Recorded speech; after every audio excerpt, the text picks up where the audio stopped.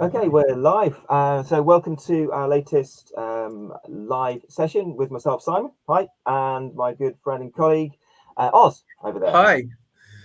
Okay, so I'm going to just a quick introduction about what we're doing today. And Oz is going to do quite a lot of the talking about his routine. He does a lot more match betting at the moment than I do. So he's in a better place to do it. Well, I've done plenty of match betting over my time as well, so I can give my input on that. Apologies if you're trying to put comments into the Facebook group. They don't come through to us. So if you do want to add a comment, you're better to do it through the YouTube channel. There's going to be a link, but there is a link there already. And I've just pinned it. I've just pinned it now. So yeah, if members click through on that link, they should get directly to the YouTube page to ask any questions that they have. But yeah, last week and this week, unfortunately, we need to sort the Facebook with it going live on Facebook and actually being able to see questions on there. So yeah, we'll hopefully get that sorted for next week. Yeah, lovely. Okay, so in terms of daily routine, it is going to vary depending on personal circumstances, bankroll, your working commitments, when you can bet during the week, which accounts you've got access to, your own sort of personal choice on sort of risk, whether you want to do risk-free, low risk or higher risk ones. The more different sort of options you use, the higher the expected value, the higher the potential profits are in the long term. But if you go into the higher risk sort of options, obviously there is the risk of losing money in the short term. Mm-hmm. So that's something to factor in. Depends, like I said, bankroll is pretty important with this. So, I mean, in terms of where most people will start, or where most people should start, is with the match betting. So doing the, signing to Outplayed, doing the free trial, and then going through the offers, working out how to do match betting, and doing the sign-up offers, moving on to reload offers. We have the top sports reloads of the day. We've also got casino offers, moving on to, normally for most people, a bit later, after they've done some match betting. And we've also got the Pro Tools as well, which are another option. Some people like to come in straight away and do the Pro Tools. A lot of people will go in to do the sort of basic match betting first, then maybe do casino offers, then maybe pros. So there are different ways that you can do this. There's no kind of one right answer. My personal way that I did it, start with match betting, go through reload offers, and then after that you go to sort of the more casino offers and offers involving value. Exactly. So I'll pass you over to Oz. Do you want to start us off with your kind of how you do the match betting, or you do your offers within a day?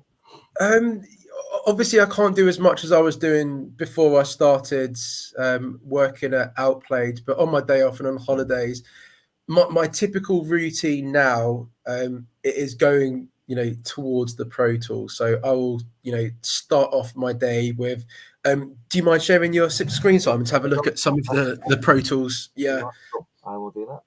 Yeah, right, so there was a few clicks. Awkward silence. I have to try to I have that every time that I'm sharing. Okay, so let's go to the dashboard to start with. Yeah. Ignore this, please. The welcome profit. I've always kept my profits on a spreadsheet separate to this. So the legendary spreadsheets, casino one especially. so this is irrelevant. This is just things I put down to sort of show when I work in custom sport, helping people out with adding things to the profit track and things like that. So that's why that says a random amount. So ignore that, please.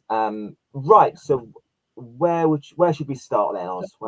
At the moment, because obviously since the launch of Pro, my whole match betting routines just it's changed quite a lot, as I'm sure a lot of people's has. So the first thing that I would do is just go to the Extra Place Master and I would have a look. Just open that up. Yeah. I would look at very similar to Andy. I use No Lay, but I actually work off the Kelly staking criteria. So I have my bankroll set to say £1,000, for example, and with a 0.25 multiplier, and I'll literally just be looking for all of the plus EV selections above 105%. The only slight difference, from my understanding, I'm a little bit more risk averse with regards to using higher odds. So I will let a few above 120. So basically, with my healthy accounts, I focus on ITV racing and obviously the bigger festivals, but I tend to try and not go above 120%. I do let a few go through, but in general, it's between 105 to 120%. And as you can see, from what's available at the moment, there are a lot available. You know, there are a lot of positive EV selections available.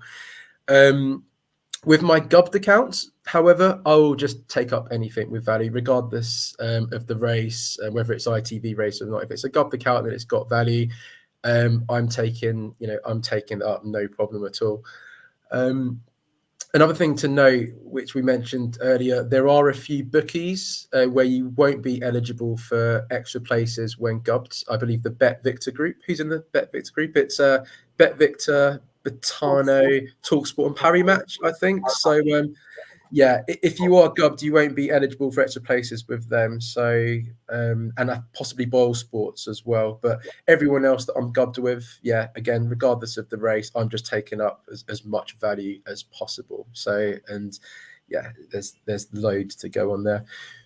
So yeah, I'll try and get through that list first thing in the morning, say 8 o'clock, 8:30. And then I'd also have a look at the two up master as well. Yeah. So there'll be plenty of options within the two up master. But again, as we constantly say with the Pro Tools, you know, variance will be involved. But as long as you're, you know, taking up that positive EV, as long as you're getting on those plus EV selections, you are expected to align with that long term. To help with the variance, obviously I still stick to my normal match betting as well. So in between getting through the list that you can see that's available there, I'll then go to our top sports reloads of the day section, which is, you know, constantly being updated.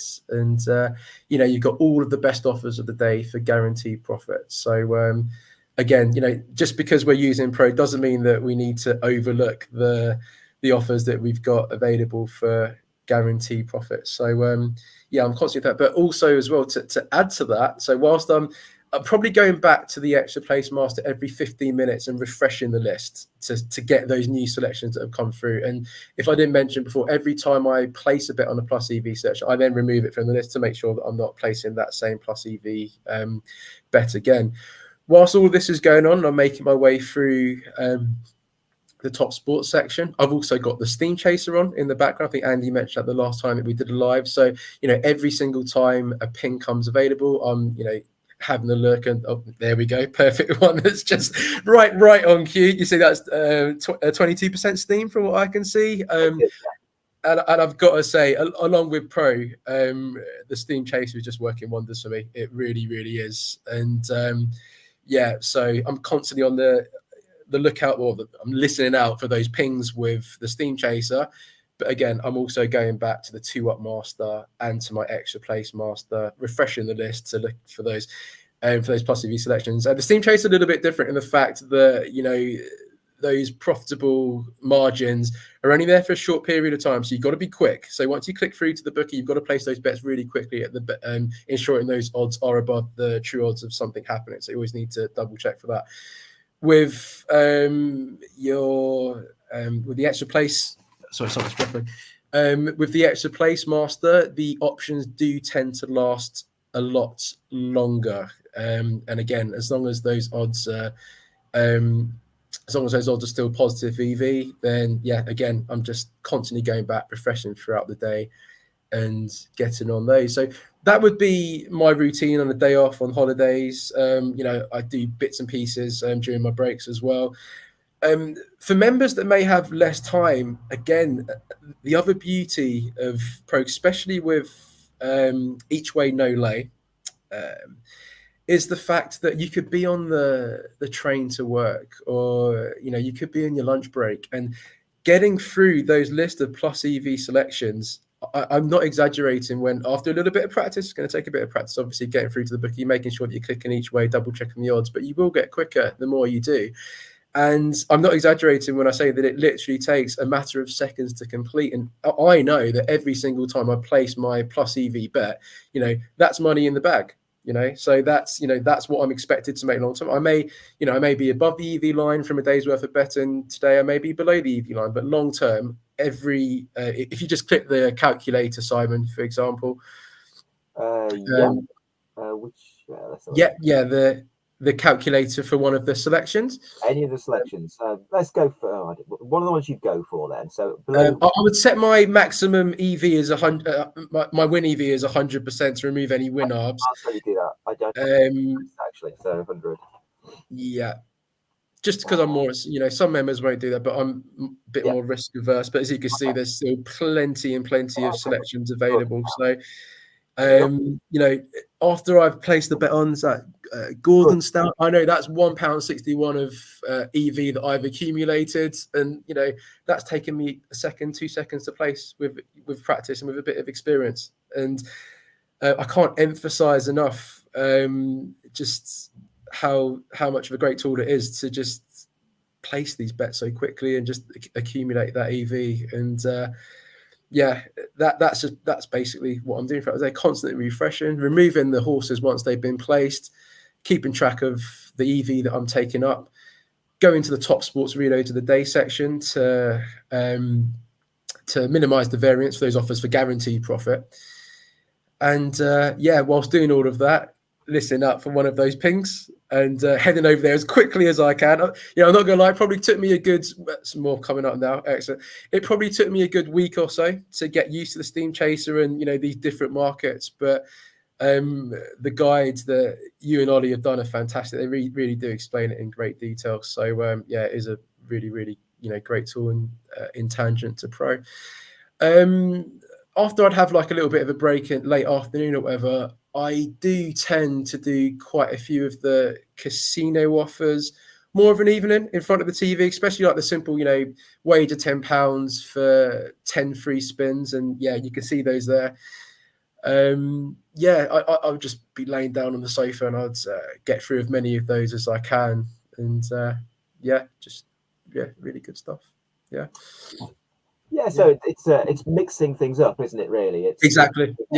Not just focusing on one thing. Some people, there's nothing wrong with just focusing on one thing. If you find that each way no lay is working brilliantly for you, you're comfortable with it, you want to go through, and that's your routine. It's absolutely fine. Other people will be doing similar things with 2-ups. You try to get things that you like, but it's certainly worth having a look at other options as well. Maybe get into those as well because they might work better for you. Not everybody does the reload offers. Some people are going to, as the let's say the top sports reloads of the day, or even the top casino reloads of the day. They might just be focusing on one thing and think, well, Steam Chaser is working brilliantly for me. I'm going to spend all my time doing that. And especially people who are able to, with the bankroll, to put on higher stakes. As Oz says, it does come with higher risk. Obviously, you double the stakes, you double the risk of double the severity of any losing streak that you have. So there's things to bear in mind there. I just go back to as long as you write the bankroll that you've got though available in your settings section. If you decide to, no lay. Once you click on the no lay option, it does come with a disclaimer saying it's higher risk because obviously we're not laying off the win in the place like we do with normal extra places, but that bankroll and the stakes that are provided takes the EV into account. It takes how high the odds are into account. So, as long as you've got that bankroll to use, it will be absolutely fine long term. So just make sure that you're using the correct bankroll. And obviously, after a week or 2 weeks of accumulated profits, update it as well so you get the most accurate stakes. Sometimes I can be a bit lazy and forget to update it, but the more once you accumulate your profits and you add that into the bankroll, again your stakes will be increased. So you're taking up more EV basically. So things you can change in settings. You've got the auto refresh interval set to 30 seconds at the moment. The bankroll really important when you're doing no lay, as Oz says. So this is set to £1,000. Let's say that's your bankroll, and the Kelly multiplier of 0.25. That basically makes it safer, on the safe side. 0.25 is what's recommended to keep it, well within the limits of what's kind of safe to do. And the stake to win amount is so you're staking to win £100. So it will tell you what stake you'll need to do to use to win £100. Now that varies depending on the horse odds. So that's why it's a different way of looking at it. Some people like to just do a flat stake, irrespective of the odds. Other people like to. I think Andy does flat stakes. I think, yeah. Other people like to sort of stake a certain amount, stake different amounts depending on how much, depending on what the odds are. So to win £100, £100 profit if your horse wins the race, I believe. It will win if the horse wins. Okay, so if you go into an example here, let's go to Gordonstown again. You can see the stake here is set to £5 each way, £10 total stake. So because you're doing no lay, if your horse doesn't win or place, you're going to lose £10. So you need to be aware of what that is. Yeah. The Kelly staking, setting your stake limits to £1,000 takes this into account. So it's basically the Kelly stake is the optimum balance between kind of safety of what stakes you're using and the amount of profit you're making from it. Obviously, if you lower the stakes further down to £1.50p, then it's safer still, but you're not optimizing your value basically based on your bankroll. So the Kelly stake basically optimizes the stake based on your bankroll to make it safe and as profitable as it can be in the long term. So yeah, stake to win is still £5 with this one, £5 each way. So you can see the two different stakes. The Kelly calculated stake is £4, and the stake to win is £5 because it's set to win £100. If you change the settings, let's say you've got a £3,000 bankroll, you change it to that, and we'll keep that the same, keep that as £100. And if you go to Gordonstown again, you can see what difference it makes. It's gone to £13. So this is just, it doesn't change this bit. This is where you can set it manually what your actual stake is. It just defaults to £5. Kelly stake's £13. Stake to win is still £5 because that is still set to £100.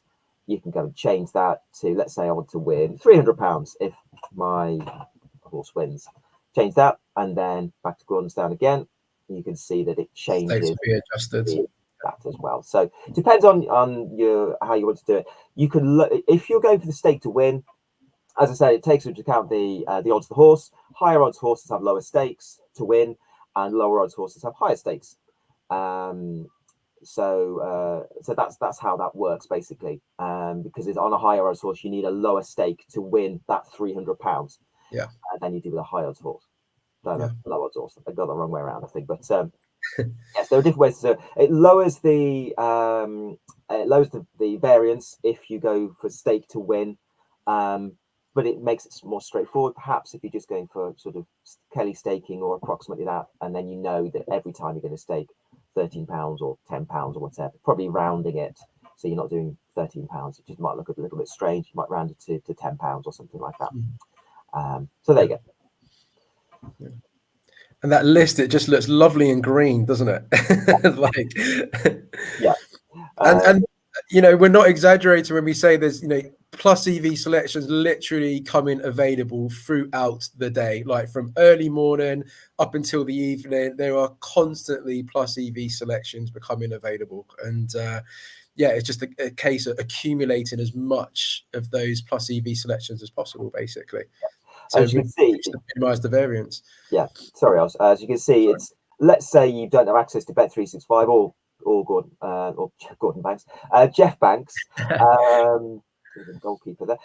So if you don't have access to those ones, it doesn't matter because you just look down here, you've got a good one with all of these different bookmakers. So a big range of bookmakers that you can do extra plays on. You can even do the same horse with several different bookmakers, and it just adds to your expected value that you're accumulating there.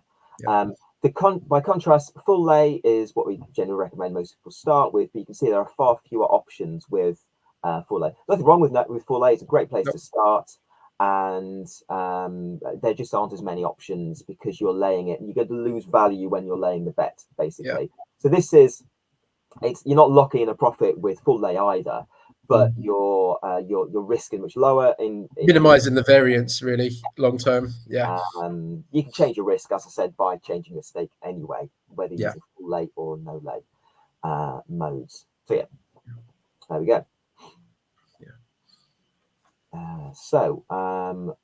We can have a look at some of the sort of top sports reloads of the day, or do you want to have a look at some of the tools, Oz? Yeah, we can have a look at the 2Up Master Okay. to see the kind of plus EV. I mean, these take a little bit longer to place as we're back in the lane, but again, we're looking at literally a couple of a minute or so to place your back bet and then your lay bet. And as you see, there's lots of options there in green. I do tend to suggest with 2Ups, starting with the cash out strategy, purely to minimize the variance as you build your bankroll up. But as you build your bankroll, then you can switch to FTA, which stands for full turnaround. And that's the most profitable strategy long term. So you just basically place your back bet at the bookie providing the offer, you lay it off, and then it's a case of hoping for your selection to go 2Up and then go on to either lose the game or draw the game. So you get a double payout. It's the holy grail with the offer. So you get paid out early at the bookie providing the offer. You can see a few of those there under the bookie list. And then also getting paid out at the exchange as your selection didn't go on to win the game. They've lost or drew the game. So FTA's brilliant way. You can see the FTA percentages as well in the column. And with the 2Up Master, I'm primarily focusing on the options in green. But again, I will go slightly below, maybe to 105%. But yeah, I do prefer just to stick to those options in green with the 2Up Master, definitely. Yeah, so the full turnaround percentage gives you a good idea of kind of how long you're likely to have to wait between getting a full turnaround. So full turnarounds pay out a lot more than locking in a profit. You can only lock in a profit if your team goes 2Up, so you can't lock in a profit pre-match with these ones. But this gives you an idea. So if it's a full turnaround percentage of 2%, that's kind of a 1 in 50 chance. This is more like a 1 in 40, it's like less than 1 in 40 chance of the full turnaround. So it's not going to happen particularly often. So you'll need to place quite a lot of bets. You might happen first time. It might not happen in the first 100, and then you might get 2 in a row. It's just that's exactly what's happened to me on a few occasions. Yeah, I think I went up maybe 110 bets without hitting an FTA, and then I hit 2 within the space of 1 weekend. It wipes out all of your qualifying losses. It leaves you with a lovely profit on top. But you've got to be prepared if you're going to hit the FTA strategy. You've got to be prepared for the downswings. But again, as long as you're getting on those plus EV selections, it will be absolutely fine. The more you do, but you've got to have you've got to be able to be prepared for longer patches of not hitting, basically, rather than using the cash out method, which come around a lot more often because teams obviously go 2Up a lot more than going 2Up and then conceding 2 or 3 and going on to lose or draw the game. So yeah, I mean there are other ways to do 2Ups and extra place bets without having pro. It's a good way to get into it. The reason we're focusing to start with on Pro Tools is because they're better, and it's to show how easy it is to find them. Whereas if you're going for, as I said, there's nothing wrong with the old tools. People were using them for many years, and still are, who don't have pro membership. But it is harder to find them. So Extra Place Catcher, for example, it's not just that the layout isn't quite as attractive, it's also there's no expected value here. So the thing that you're kind of paying with the added value from the Pro Tools with Extra Place Master is that value. That's the key thing. It's basically it's knowing how likely a horse is to actually place. This isn't factored in here. What you have to do with this one is look at these implied odds. It's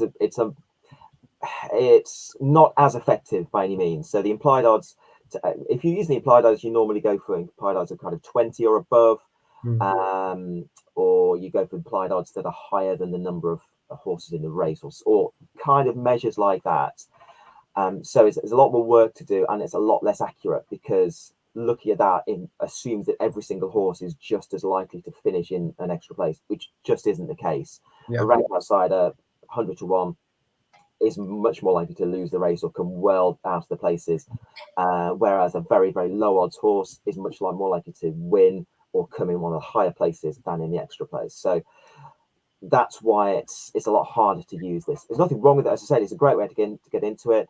Another disadvantage of this is you have to go through each individual race. But if it's working for you, you're happy with it, and it's part of your Platinum membership, yeah, you can keep going with that. Just to let you know that there are other options as well, and you might want to consider Pro because of that. So there's that, and there's you can also do 2-ups. Yeah, that should be in the sign up filter. I think it is the 2-watt filter. Yeah. With those, it's been such a long time since I've used the 2-watt filter. I think I was using minimum odds of 2, with a minimum ratings match of around 97% possibly, and that was working very well for me. But again, Pro just it just provides all of that for you with the selections that come up. But again, there's nothing wrong with the 2-watt filter in the odds matching tool. It's just it's more manual searching and it's not just that. I mean, it's not just the manual searching. It's also that's certainly a big factor. When you go to, let's say, 2-up Master, sounds like a sales pitch, which because I work here. 2-up Master is also highlighting how good it is, how different it is to finding your bets from an odds matching. You can see straight away Tottenham versus Ipswich, Bet365 is flagged up right at the top. Tottenham versus Ipswich doesn't even come on the first page here.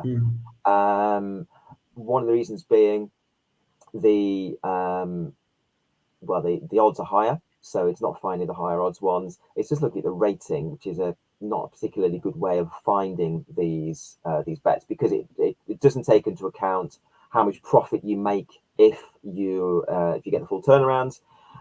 It doesn't take into account how likely the full turnaround is. Whereas Master does. This is the key. This is the bit that's added. Full turnaround percentage is the bit that's added, and everything else is built around that with 2-up Master.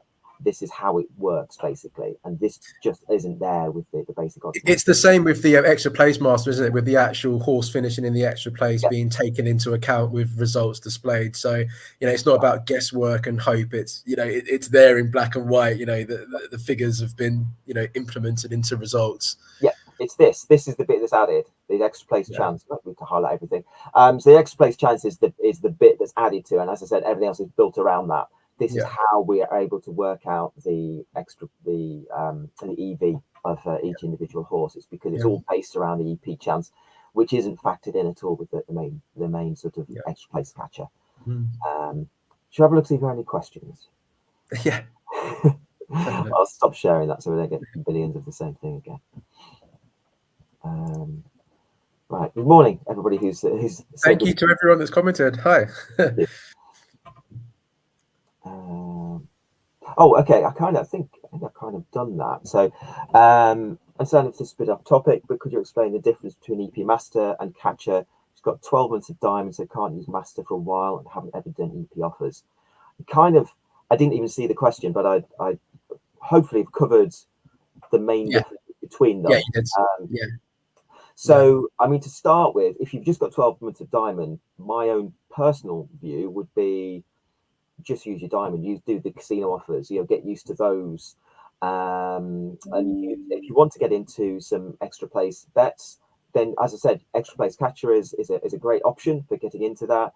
It's not as easy to use, but you can kind of dip your toes in, and you can have a look at the guidance that we have about implied odds, things like that. Still absolutely valid strategy, but you won't get as many bets done, and the bets that you do won't necessarily have it's unlikely they're going to have the same sort of, you're not going to be optimizing the bets you're choosing basically, and you'll miss a lot of bets that extra place Master will bring up.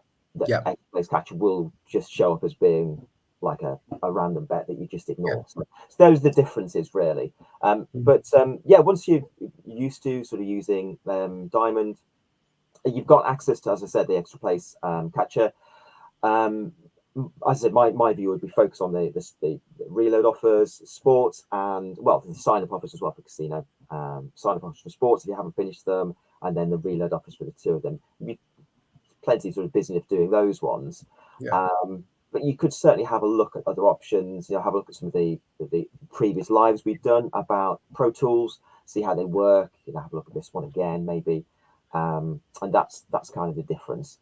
So Pro Tools are what often people kind of move on to after being platinum or diamond members for a while. Some people go on to them a lot quicker though. So yeah, I definitely dip your toes in extra place with some low stakes with extra place catcher. Before I even do any stakes at all, I would just have a look to see what happens, see how easy it would be in theory to place a bet. Maybe spend an hour going through, having a look at it, not actually placing any bets, but going, okay, this is the horse I'd choose, and have a look, then go to the bookie and the exchange. How easy is it to place your bets? If you were to do this, work out using the calculators, things like that. How quickly do the odds change? What you'll find with horse racing odds is that they change very, very quickly in the closing minutes before the race. I mean, very quickly. And if you're laying your bets, which you will do with extra place catcher, then you'll find that if you leave it to the last 5 minutes to lay the win and the place, it's going to be very difficult. You have to give it at least an hour, I would say, just for the market to be. I mean, don't get me wrong, odds can move at any time due to a number of different factors influencing the market. But yeah, give it an hour and a half before the off would probably be a much safer option, as Simon said, rather than leaving it until 5 minutes before, because they can literally go crazy within that time. I mean, especially if a horse is sweating or putting up or whatever, then everything could just go into disarray. So yeah, be careful of placing them too closely off, especially if you're new to 2 extra places. Yeah, otherwise it won't just be the horse that's sweating. Yeah. Right, let's have a look then. The next one. So, Bridget, thank you. So, with a smaller bankroll, is it better to do 2 up master first, or each way master, or extra place master, in your opinions? It's tricky to answer. I can't remember how much of a bankroll I started with when I started 2 ups a long time ago. I think I had about £1,000 bankroll or £2,000 bankroll, which obviously built up doing the offer more and more. But I'm not quite sure which would be best to start with first. I would say if you're 2 ups traditionally, I've seen quite a few there that aren't Bet365, but traditionally 2 ups have been Bet365. They tended to have the better odds for them. I'd probably suggest doing 2 ups first, especially with the cash out strategy to minimize the variance. I guess that would make sense rather than going for FTA. Yeah, getting something from it, because even with the cash out strategy, you'll have lots of games where your team doesn't go 2 up. I always used to use the cash out strategy. I was very sort of minimal risk, low risk. I was when I started them as well. Yeah, I'd always cash out. So I say always in past tense, we're no longer friends. Bet365 and stuff. So that's why I don't do those anymore. But so basically I would always cash out. So as soon as they go 2 up, I make sure that I'm going to be paid out. There's no sort of VAR or anything like that. The goal's being validated. I know I'm going to get paid out, and then I cash out. You can either do that by, if it's the only bet you've got on, the lay bet against that team at the exchange, or back or lay bet. If it's the only bet you've got on that team at the exchange, you can just click cash out. All the exchanges have got cash out options. I think it's trade out. Yeah, cash out with match, but trade out with Smarkets. But yeah, that's right. And also to get notifications of when your team goes 2 up, I would suggest an app such as, I don't know, Live Score or Flash Score, where you'll be able to insert the games that you're using for the offer, and you will get goal notifications. So rather than actually being glued in front of the screen or constantly refreshing, you can actually get alerts as soon as a goal is scored to check when your team goes 2 up, which will then alert you to, as Simon said, make sure that you've definitely been paid out at the bookie, and then you can go to the exchange to use the cash out button again, only if you've got one bet on that particular section. If you don't, if you have more than one bet on, you're looking to cash out your 2 up bet, your 2 up lay bet, then you'll need to use the early payout calculator, I believe it is. So that's it. Yeah. So if you've got more than one bet, we'll need to use the early payout calculator. There's a guide for that as well. Yeah, there is. Yeah. Right. So, okay. So how would you define bankroll? Is it your pot, a total pot including money and exchanges, or how much you have to bet each day? It's the total amount of money that you got for your match betting, basically. Yeah. So across exchanges, bookies, money that you're willing to put in that's available for match betting, just combine that all together, basically. It's not your life savings. I wouldn't say that. It's theoretically it could be, but it's probably better to have a pot that you're that's your bankroll. That's for match betting. You'll need your emergency money for other things as well. So yeah, it's the pot you've got for match betting in total, but not the amount to bet each day. It is the total bankroll. Yeah. This is a good question, Peter. Thank you. Yeah, I mean, as long as your horse is plus EV, then it's worth getting on, even if it's in the same race. But again, because I'm a bit more risk averse, maybe 2 horses, 3 maybe from the same bookie in the same race. I may raise that slightly if it's a bigger festival such as Cheltenham or the Grand National or Ascot or whatever. But yeah, if it's plus EV and it's in the same race, by all means go for it, which is the correct method. But yeah, how many you want to place from the same bookie? Again, that's up to your risk tolerance. Yeah. I mean, if you've got a bookie that's paying, let's say, how many places would they pay? They pay sort of, let's say, 4 places. Theoretically, you could back 4 different horses with the same bookie and have a chance of getting the extra place. The each way win on all of them. Whether actual punters would do that is debatable, because ultimately a lot of the profit you get from each way bets is from the win. You can only have 1 horse winning, so you probably limit it to a maximum of probably 2 per race, unless it's a big ITB race or Grand National or something where you may bet on more than that. With the same bookie. But the thing is, you can go to different bookies and you can bet on the same horse if it has high EV. The one I showed was a good example. It was on about 20 different bookies. You could go to various different bookies there. You probably won't necessarily want to do more than one in the same group. Let's say Bet Victor and Parimatch, if you're not good by them. You might not want to do the same horse in the 2 different bookies. Whether it matters or not is debatable, but completely different bookie groups. You could back the same horse with lots of different bookies. You're still adding extra value every time you bet on the same horse. The same with other horses. If you bet on a different horse in the same race, you could bet on it with a different bookie, and it will still add value to it.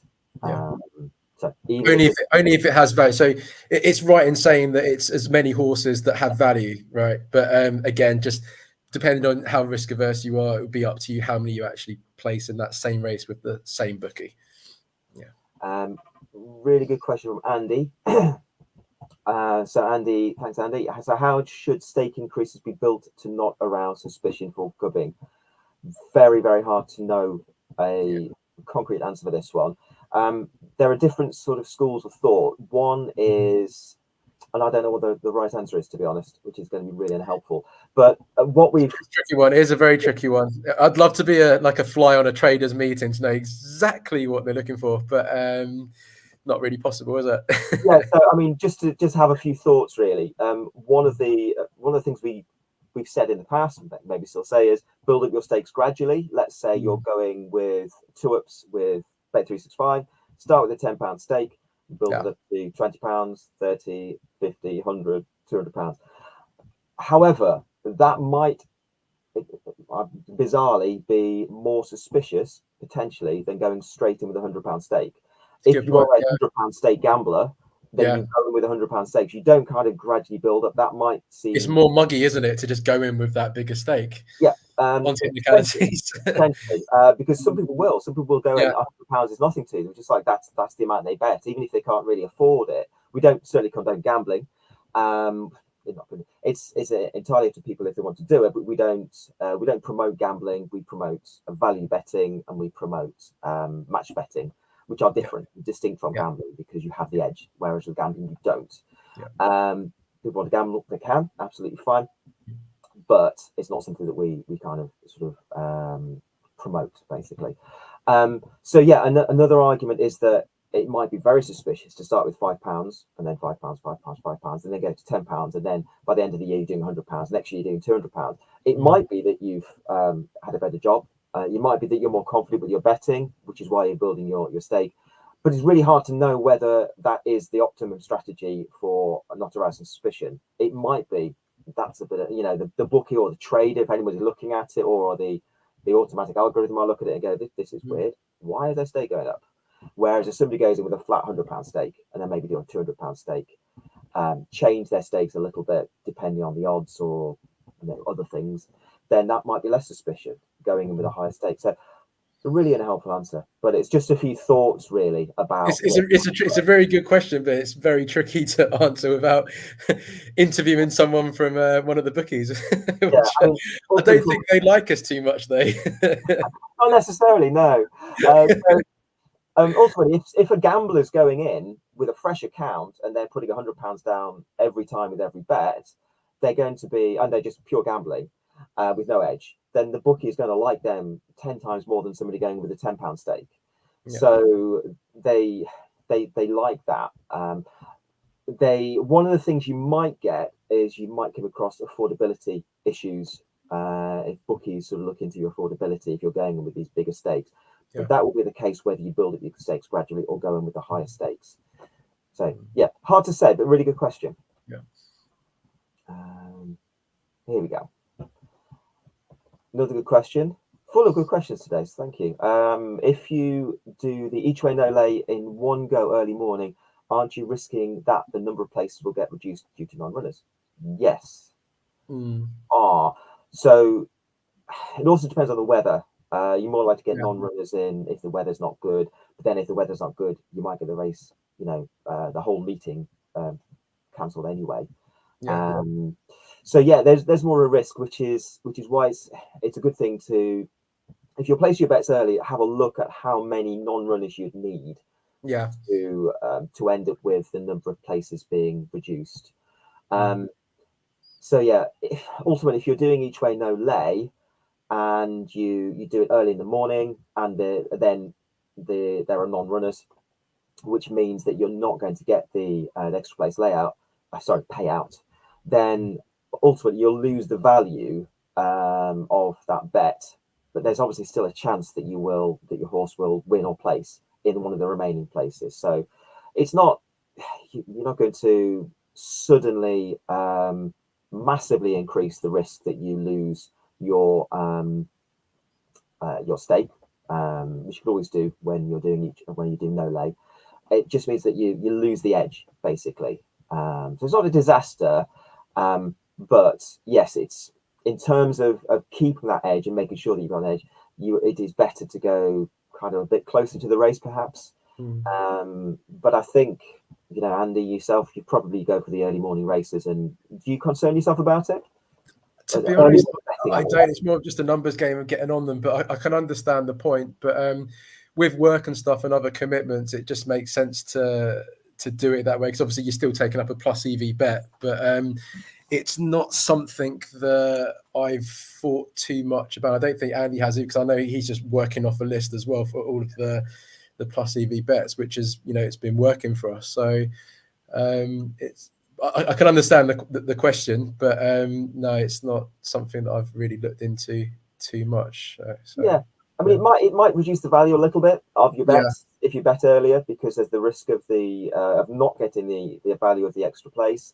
So that's potentially something to factor in. But I think a lot of people probably, we don't have any sort of stats on it, but I would imagine that the people who are going in with the early morning bets and the later bets and the bets towards the race throughout the day, I'd imagine they're making more money overall than people who are only betting kind of an hour before. So you probably will ultimately be losing value if you're avoiding these, because there's a risk that you will be losing, not getting a value bet. So probably in the long run, you're better to go for the early morning bets. But I completely understand why, certainly to start with.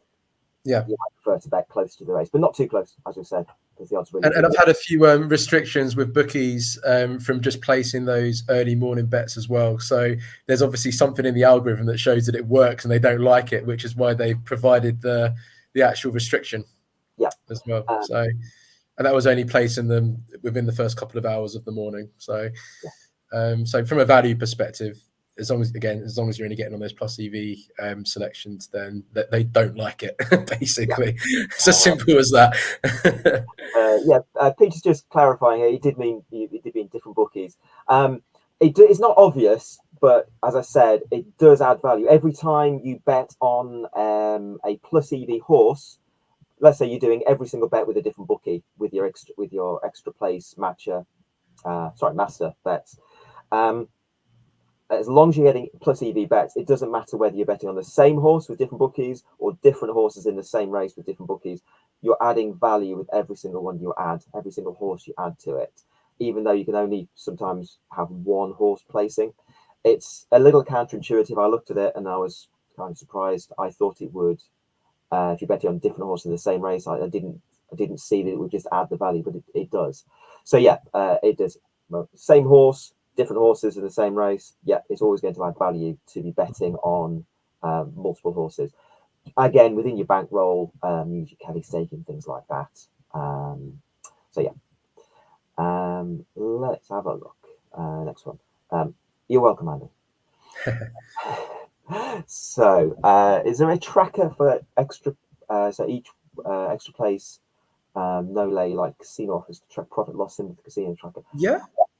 You'll be able to see that from. Let's have a look. So present. If I share. Once you're inside the no lay section, there is a section in the top right hand corner just next to the refresh button called My Bets. And once you actually click on the calculator symbol for one of your horses, you will be able to directly store that after placing your bet. You can see I don't actually do extra place bets, so this is why it's a bit sparse. These are ones that we'll put in as examples. The reason is sort of time and other commitments why I don't do them. I don't do a great deal of match betting at the moment either. So that's not because it's not good value. It's just that I'm doing other things with my time at the moment. So where did you say we should go there? If you just go back to the full list of horses, all bets, and once you find a selection that you're happy with, if you just click the calculator symbol. Good stuff. And then after you've placed your bet and everything has gone through, and you definitely ensure that it's gone through at value and that no odds changes, etc., just click store. And then if you just then head over to the My Bets, it'll be stored there, and it should manually update afterwards as well. So after the race is going to take sometimes an hour, maybe a little bit longer, but it should manually update as well after. So yeah, and then you can go in and say the result of the bet. Did it lose? Did it place? Did it win? Was it void? And this one, let's say, won. The system actually does that manually from our end. It does now. I moved out sometimes there are a few issues with certain races, so obviously we just have to manually do it ourselves, as you just showed. But for the vast majority, it should know, which saves a lot of time. So really lovely feature that's been implemented with the extra place master. And then the graph you can do. Which is pretty sparse because I've only got 3 imaginary bets on, but that tracks the EV and the profit. Not the biggest of sample, but it's not the most helpful of graphs. So there you go. There are some random bets just to show that the graph works. Talking of samples, by the way, we were talking about this before, wasn't we? So I'd say probably a good 5. Please don't look at 10, 20 bets. I'm below the EV line. It's all going awful. It's such a tiny, minute scale in the grand scheme of things. I mean, you need to be looking at 400-500 bets to see a better correlation of your EV and the profit that you've made. But again, variance is going to be involved with offers such as this. So just be prepared for those swings. They will happen. They're frustrating with that. No one jumps around when we go through a tricky patch of variance. But again, as long as you're taking up those plus EV horses long term, it will be fine. But again, don't look at 20 or 30 bets and be like, it's not quite happening for me. It's such a tiny scale. It's such a tiny sample. The thing to think about is it's really, really hard to do, because ultimately real money is what you need, what you're trying to get from it. And if you're actually seeing your actual profits are stagnant on a certain thing you're doing, or you're making a loss on them, it can be very dispiriting, especially when you spend time doing it. But the thing that Oz mentioned earlier is what you're actually doing is you're accruing, you're gathering value. So every time you place a bet that's got like a value of £2, then in the long term you're making £2 from it. Now that might seem kind of very hypothetical and logical and not really relevant. But when you're actually looking at the long-term graph, you'll see that your value, the EV and your actual profits over time, over these 500 bets, 1,000 bets, will be fairly close to each other. So it is true in the long term, but in the short term, your graph can be all over the place. Exactly. Same with casino offers, very similar. Yeah. Higher risk casino offers you're doing, and the ones that involve the higher wagering, the fluctuations are bigger. But ultimately, in the long term, it's going to be fairly close to the value. Yeah. Right. So, little from Gary. So, do you move money around whenever you place? So I tend to keep money in the accounts I use the most and try to keep. Yeah. That's exactly it. I use Matchbook as my primary exchange, and I'll have the vast bulk of my bankroll in Matchbook. But with the other bookies that I'm using, I leave a float in there to continuously profit from the daily offers that they have. Again, along with the extra places and the 2-up selections that pop up. So that's what I'm doing. Yeah, best way. Right. So, Steph, it's the mug betting debate. It's always very disappointing. So really disappointed to be good by LSB. I don't think I've heard of them.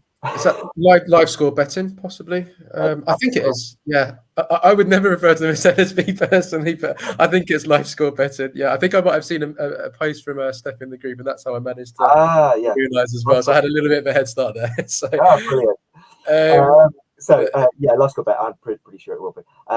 So thinking that I should have placed more mug bets alongside the offers. Any thoughts? I don't.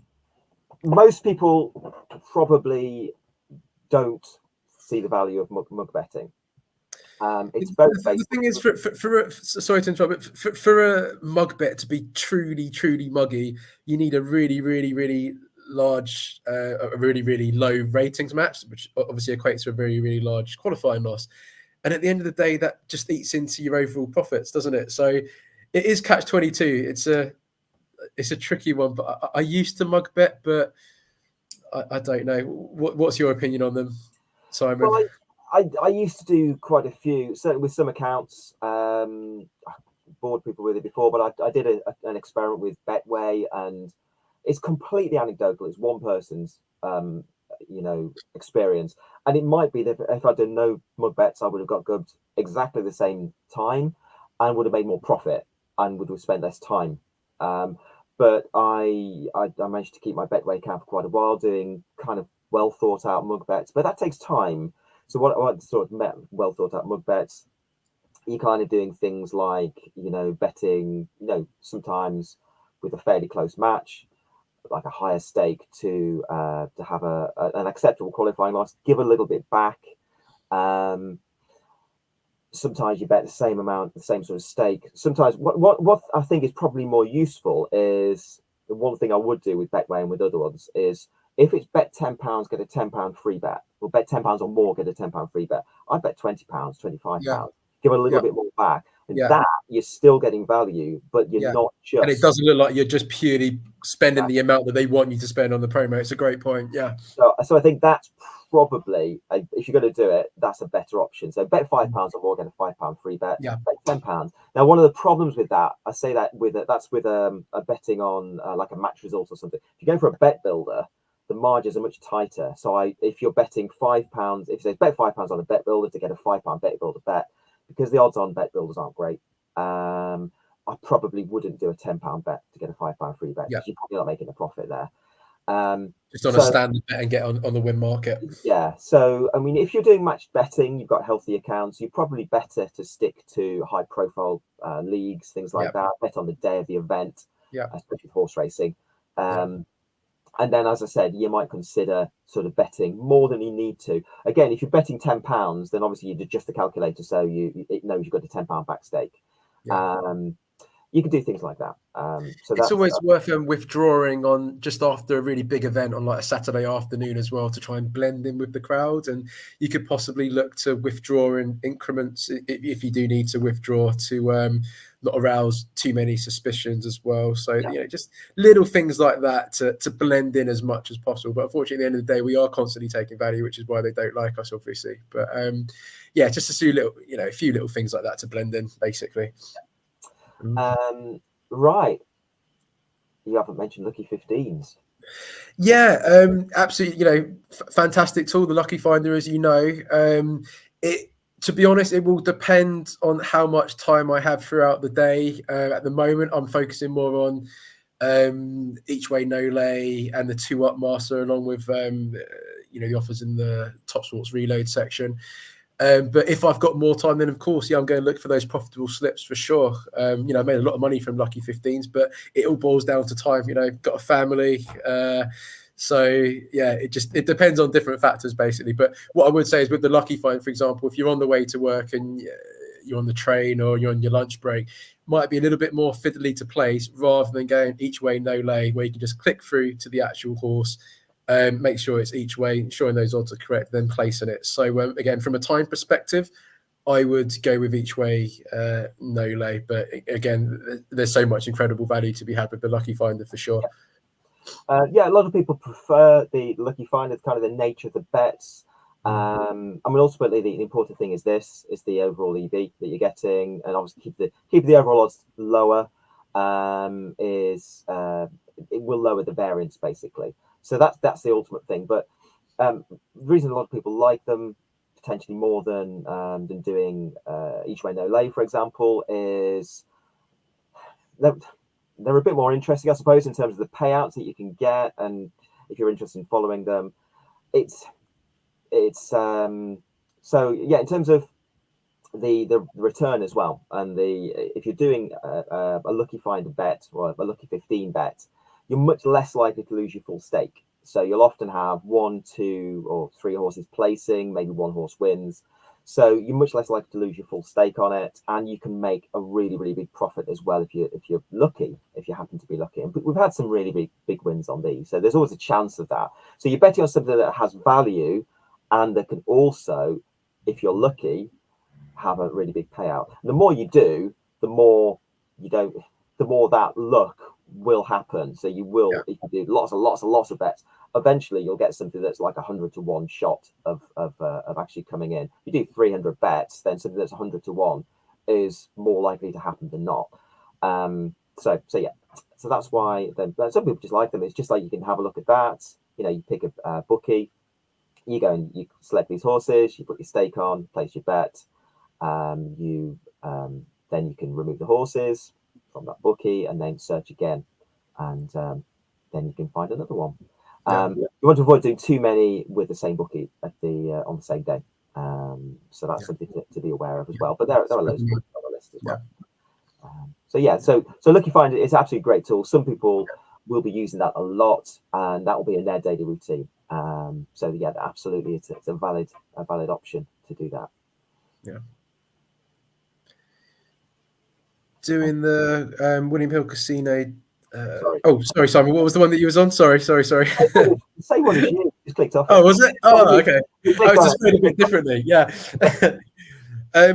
Pretty much the same as before. Look for a bigger sporting event in the evening. Champions League, Premier League, FA Cup. I think League Cup's been on recently, Europa. And basically try and withdraw after one of those events settle. Again, it's not foolproof, but it will help you blend in with the crowd to not arouse too much suspicion. So I tend to stick to that. Yeah. There you go. So Fergus, thank you, Fergus. So what do you think about doing a Lucky 15 1 week with a bookie and 1 or 2 EP no lays the next? I think most people will probably do more than that. Because if you're only doing 1 a week, obviously the value you're getting is lower than if you're doing more.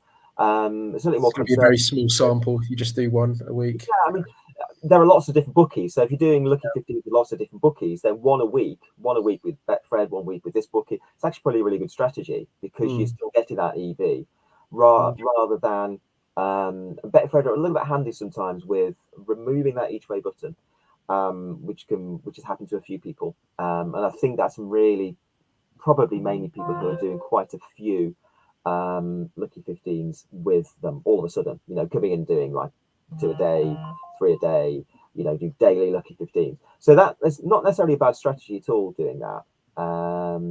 Or you could do a mixture of the two. Do a lucky 15 and a couple of each way bets in the week. Yeah, it's good. It's a good idea. I don't know how much difference it makes. That's the key. You just don't know. But yeah, and it will vary from bookie to bookie as well. That's the other. So it's not a case of us not knowing with one bookie. It's that even if we did know one, the other one may have different criteria and different algorithms set in place. So it's really difficult. Yeah. We don't know even with one bookie, but even if we did, it'd be different for each one. So yeah, it's hard. Yeah, you can speak to a trader at Betfred, and they would say one thing, and we go, "Oh, this is the answer. It's the holy grail." And then speak to another bookie, another trader, another bookie. We don't do that. Exactly. So they're probably all fairly similar, but ultimately they want to avoid customers taking value. They'll put things in place, and all have similar things in place, probably. But there will be different thresholds, different systems they have in place, and whether there's actually a physical person looking at it or a system looking at it, it's going to vary from. They'll probably all have automatic systems having a look at it, but not something to get too concerned about, really, because ultimately we need to do the lucky 15s and the each way bets to make the value and to do the match betting offers as well. Yeah. Right. How many bags should you place with it? I think that's what stakes should you use with a bookmaker, maybe? How many bags should you place with a bookmark? Yes. I think that's an autocorrect thing. Yeah. From Kevin. So how many bets should you place with a bookmaker? Place with a bookmaker. Probably. So yeah. How many bets should you place with a bookmaker? Each one they lay. We reckon probably up to 2 with a bookmaker. Maybe a little bit, one more, maybe with a bigger festival in the larger field, possibly. If more extra places are being paid out. But it will be best to spread them out between different bookies, as long as you're finding the value with the other bookies, just to not sound too many alarms, basically. But how many bags would you place with a bookmark, though? Let me just go and check my bags. On a bookmark. We presume we've answered that right. Sorry if we've misinterpreted that, and Kevin, and you genuinely are asking about bags. It's possible. So a couple more from Peter. So to play the Tour Master, Tottenham vs Ipswich is on 10th November. Would you back this 10 plus days out? What's the maximum distance you would lay a tour? I would not touch that match. Yeah, it's a bit too far out. Possibly within the week in the lead up to a game on a Friday or a Saturday, whatever. But 10 days out, it's a bit too far out. Yeah, it's gonna ring alarm bells, basically. Yeah, I mean, I'd probably be looking at a day or two before, probably at the earliest, personally, preferably on the day of the event. It would stand out unless you're a big fan of one of the teams or have some great insight or some great reason you want to bet on this game. I think it would stand out quite a lot betting this early. Yeah. Although they provide the odds, so true, they are there to be bet on. It's a great point. Yeah. So why would they do it if they don't want people betting on it, or they're going to get suspicious if people do? So there is, there's a lot. We can sort of assume things and give suggestions, but we're not necessarily right with those assumptions. So I mean, it is pure speculation, isn't it? It's all we can do is speculate. But as you said, though, it is there to be bet on. But I guess constantly taking bets up 10 days out, that's gonna it's gonna flag up more than placing a bet 2 days or a day or on the day of the event, basically. Yeah. Sorry to hear that, Peter. Betway gives you within the day. They are notoriously quick to gub bet. I think it was either Betway or Boyle Sports was my first gubbing back in the day. Can't remember exactly, but I do know that they are very quick to gub. I mean, it was completely anecdotal, and I might have just been lucky. But one of the things I did with Betway was the very first bet I did, the qualifying bet.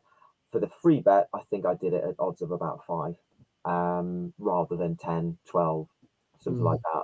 So I didn't choose ridiculously high odds for it. It was a really high profile qualifying bet and free bet, Premier League. There were some Premier League games there. So that's what I did to start with. And then other things I did the mug bets for what it's worth. But that's not necessarily, the only way to do it. It's not necessarily the best way to do it either, but it happened to work for me. So yeah. Right, I think we're through all the questions. Thank you very much to everyone that's joined us and everyone that's watching and that's asked a question. So really, really good questions today. We do get some really good questions from you, and it does help a lot because it helps know, it gives them something to talk about. Otherwise, you know what Oz is like. Hopefully we'll be able to get it in the group next week, because that was my fault today that it wasn't shown in the group. But even with that, we are having an issue with, again, questions from the live stream in the group display, and so luckily all of the questions came through via YouTube today. But we'll hopefully get that sorted for next week, but can't promise about the questions via Facebook, unfortunately. You're very welcome, Gary. I hope it's going well for you with your match betting or whatever offers you're doing. So in terms of these, as I always often say, you can catch up with them on the forum. If you have access to the forum, they're in the general announcements, I think, section. We always pin them up, so there's a link to it. You can watch through this again if you want to catch up with something, say the questions or recap on something. So they're there. I think they can be downloaded as well, I think. They're also on the YouTube channel in the live section, I think. I should know, but they're in one of the sections. If in the search bar, I just tend to just type Facebook Live in the search bar, and I think it's the second one down, and it's the full list. So that's to get to all of the previous Facebook Lives that we've all done. You can also contact support. You can get in touch with us on Facebook and ask them. If you've got a question as well about this, then by all means put it in. This is putting the work onto Oz in the. I'm going to get back to the threads to see what's coming whilst I've been here. Andy's off today, so I'm like, it's all going to pile up. Ask as many questions as you want. So you can ask questions on Facebook if you have something that you couldn't ask and you wanted to ask about this particular session in the thread or elsewhere. And we guessed it right. It wasn't a bag-related question, so that's good. We translated that. Nice one for confirming, Kevin. Cheers. Correct and be awful. You're very welcome, Peter. Thanks for the questions. Really appreciate the feedback. So thanks very much. And I think on that note, we're going to say farewell from myself. Have a good day, guys. Thanks for joining us, and see you at the next one. Not sure what that's going to be yet, but we'll announce it soon. Keep us guessing as well as everybody else. We don't know. Exactly. Have a good one. Take care. Bye.